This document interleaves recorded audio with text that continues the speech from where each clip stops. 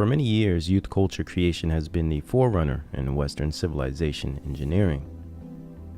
The younger generation of any given time represents the influential group of the future. Therefore, these generations of youth, in order to ensure civilization follows the intended direction, must be and always have been conditioned and inculcated via culture, mainly pop culture, education, media-birthed fanfare, and food for identity. The idea of finding oneself, for example, is many times accomplished through pop culture. Media and establishment-generated culture. A concept we call culture creation, administered by examples like the entertainment industry via secret intelligence, with its roots and foundation in weaponized anthropology. Brought to us by examples like Margaret Mead and Gregory Bateson, with its roots in further back ideologues like Wilhelm Reich, Charles Darwin, and social Darwinism, to Gnosticism and alchemy, and well, you can see the development of it all over time. From Nimrod to Simon Magus, John Dee, Sabati Zevi, Darwin, Crowley, Freud, Bernays, Huxley, Kinsey, to modern wizards like Moonves or Robert W. Pittman. We'll get to Pittman in a moment, but from Gnostic alchemy and Kabbalah to secular humanism and behaviorist scientism to, well, modern cable television.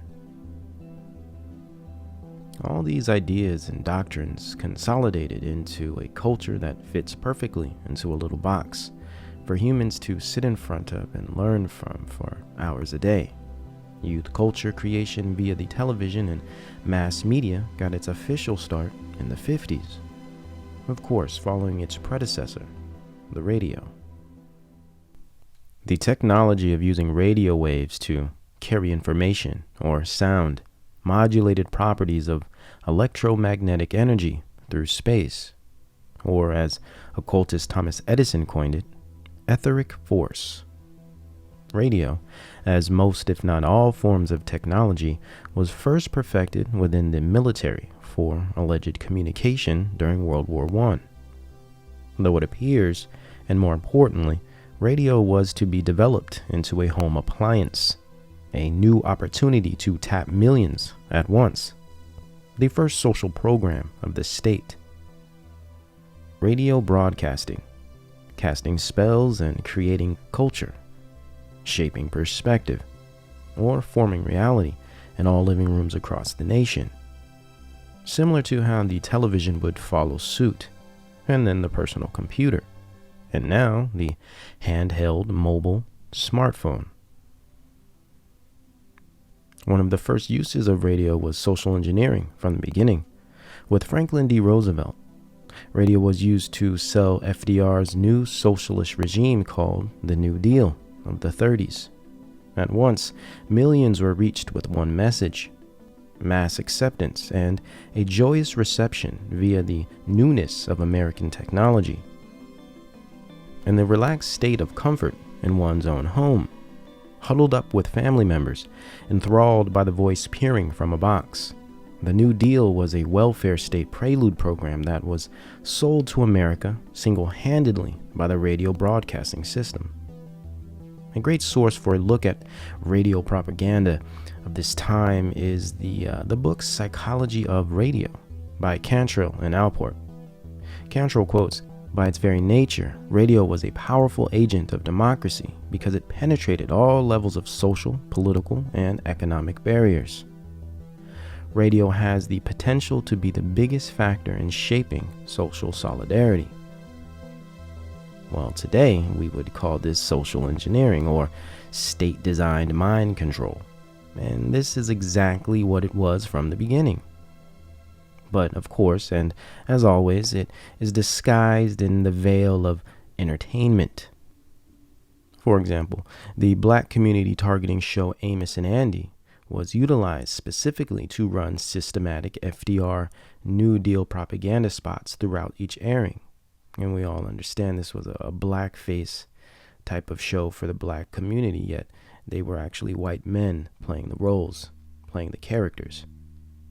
This ensured black support and offered the population a false sense of security, identity, and importance. Now, early on in the 20s, under National Broadcasting Corporation, or NBC, and of course, Columbia Broadcasting System, or CBS, programmers and government bodies began to realize that radio had the power to control the actions of man, and would gain the trust of the audience that was listening. Immediately, radio programming utilized Bernaysian techniques and aired agents of influence as alleged experts to influence the audience by appealing to authority. Here, radio personalities were created and became not only agents of influence, but trusted sources of information that millions would grow to depend on for their perception of what is happening in the world around them. Dialogue could save the world, said Lewis Hill in 1942, ACLU member and leftist propaganda artist, also founder of the pioneering progressive radio station KPFA in Pacifica, California. In 1951, KPFA receives the first major grant for the support of a non-commercial broadcast operation by, of course, the Ford Foundation. KPFA would go on to be a widely respected and trusted so-called independent radio source. Yet from its start, it has been a controlled opposition propaganda outlet funded by major establishment foundations, mainly Ford and Carnegie as well. Why KPFA? Why Pacifica?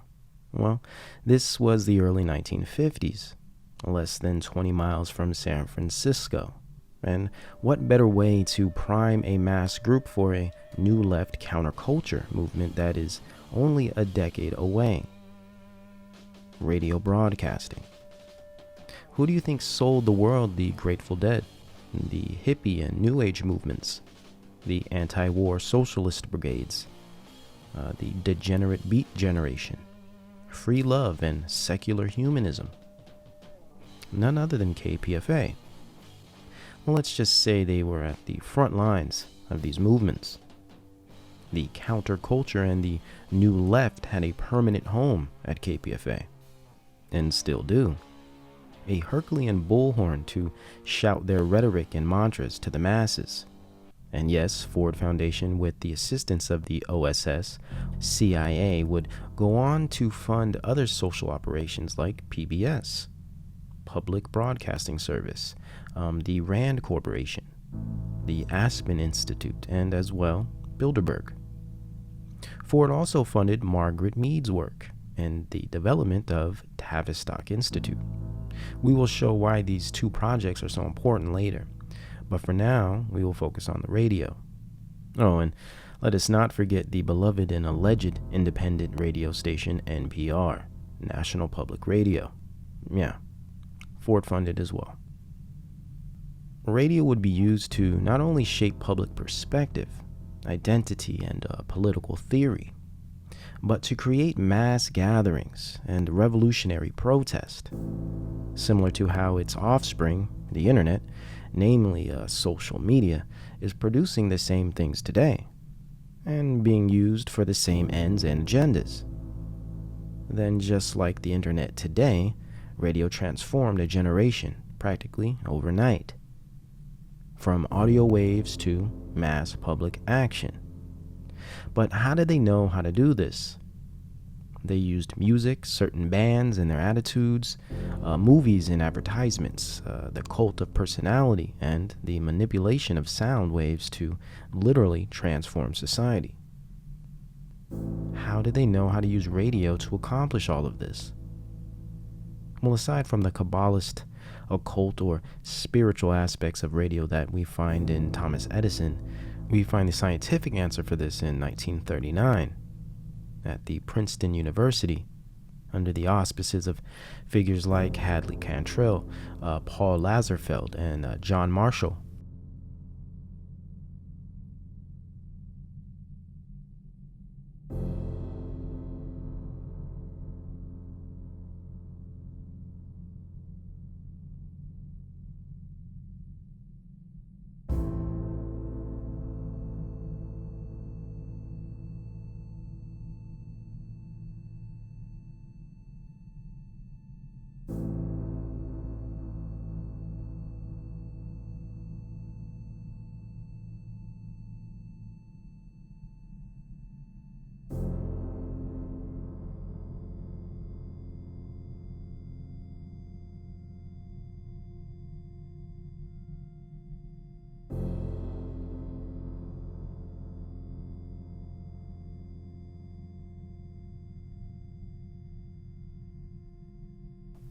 course, Frankfurt School elite and OSS agent himself, Theodore Adorno.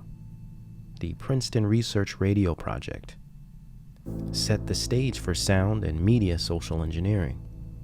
The Princeton Research Radio Project studied the social psychological effects of messages in radio and its mass programming capabilities, or potential, especially the 1938 War of the Worlds Halloween airing, where Orson Welles aired a false flag type of story over the radio, sold as being real, but in fact it was a fake story. This would be a very early example of your first fake news. And it was done on purpose and studied at Princeton to see how a crowd reacts to dangerous or alarming information.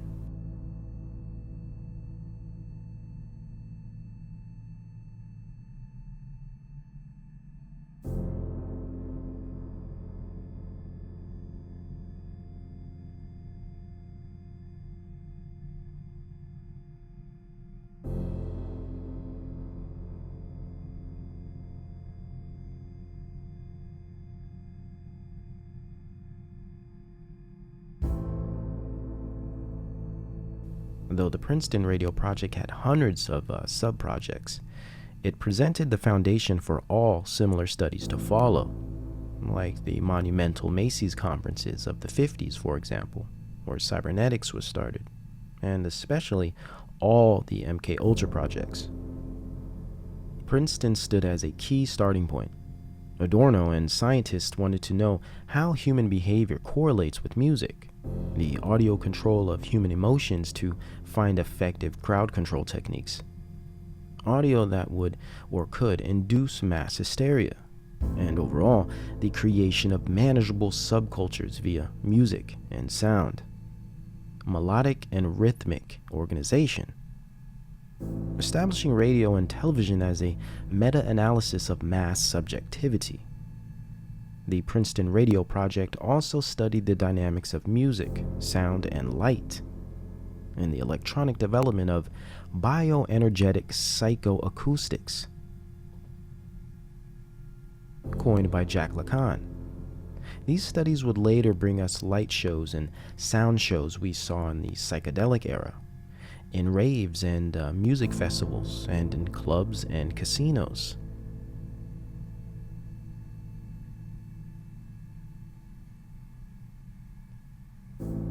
The radio to television, the psychedelic to discotheques and rave electronica, decade to decade. All these eras find their psychobiological and technological foundations in the Rockefeller family-funded Princeton Research Radio Project of 1939. And several years after this project, it is no surprise that radio broadcasting services began to encapsulate America like never before, much stronger than its infantile days during FDR and the New Deal, and much more effective by now, utilizing music and the culture that came with it to shape the society that consumes it. With the 50s in full swing, so was the growth in production and use of the television. At this time, NBC, ABC, and CBS all were transitioning their primetime radio programming to the new medium, and it is here where monumental culture change began to take place. Though television was marked to change culture, it would also create subcultures and cultural dialectics between them. Probably the most vital subculture created during this time was the media creation of the teenager. A new target population and control group to shape, indoctrinate, and sell a new identity. This was accomplished nearly single-handedly through Hollywood celebritism, and namely James Dean, or Elvis.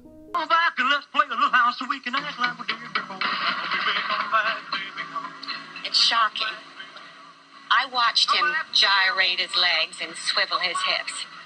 And our parent-teachers group feels he should not be on television. And the new teen film propaganda campaign that was unleashed on the American public via cinema and television, and of course, music.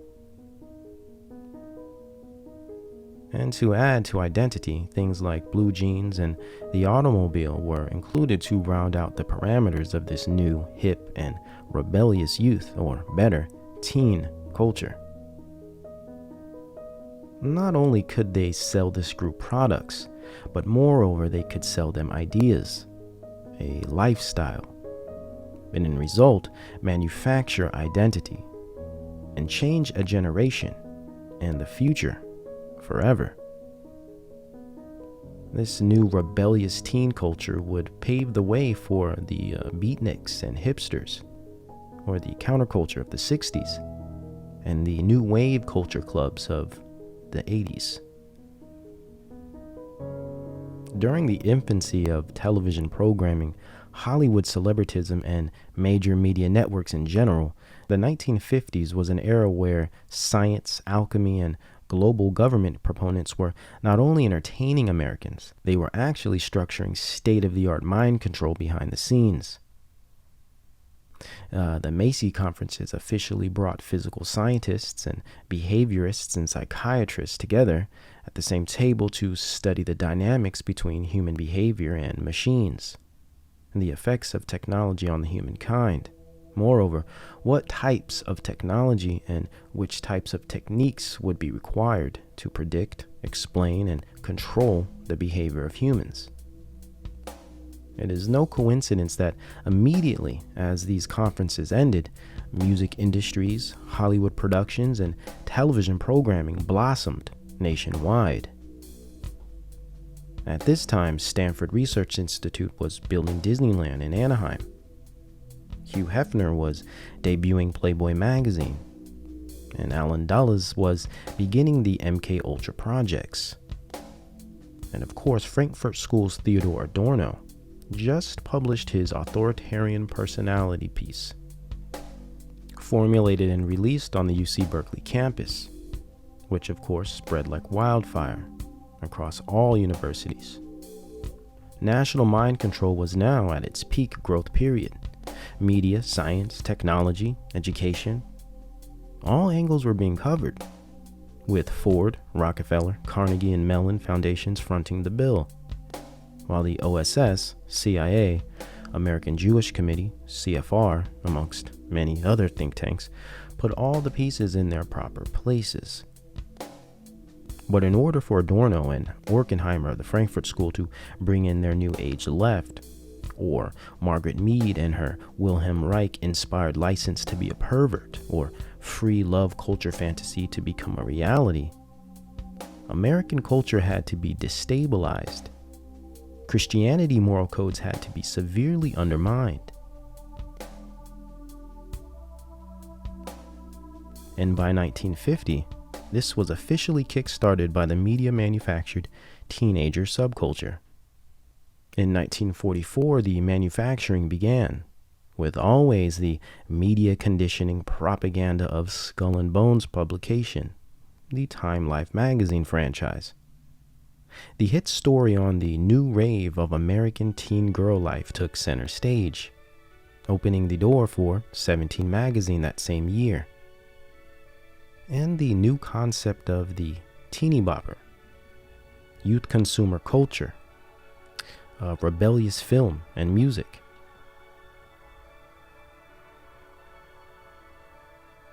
Serial dating and premarital sex in automobiles. Time, Life magazines, amongst other mainstream publications, have always played major roles in the formation of culture, specifically the directing of culture and engineering of subcultures. Of course, the bebop and swinger scenes catapulted this new teen craze, the hypnotic dance and trends of dress, the identifying music and intimate lyrical content, and romantic song concepts, leather jackets and tucked cigarettes in t-shirt sleeves, saddle shoes and bobby socks, poodle skirts and jukeboxes. All these things were not only fresh and exciting, even attractive, but in many ways were commonly forbidden. But through the allegiance of radio, television, and music, the state and its trained social engineers were determined to normalize these new and provocative concepts.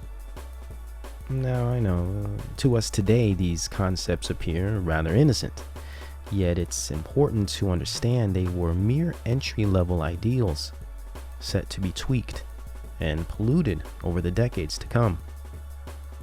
See, this had to be done in increments, perverted over time, to eventually bring in the new Dark Age, the postmodern techno-cult, and Aeon of Horus, New Babylonia. So to begin this complex process, radio had to be perfected in the Princeton radio projects. Society and its in-group behaviors had to be understood, predictable, manageable, to ultimately structure the post-World War II social hive mind. Once the state earned the trust and control via radio broadcasting of the public, the culture had to then be disjointed and splintered into subgroups, mainly parent versus child. This was accomplished through the creation of the teen, and with the addition of television, Hollywood, and a new booming music industry to radio, the generation gap and American culture war began, posing a formidable threat to its Christian moral fabric and social stability as an independent nation. It's just a matter of putting first things first. If God is in charge of the universe, then doesn't it logically follow that we are responsible to Him? And therefore, isn't it up to us to seek His will for our lives? To find out why we are really here on this earth? To discover how God wants us to use our talents, our abilities, and our energies? With all of the challenges facing us, isn't this the first and the greatest? To find ourselves and our destinies in God's plan.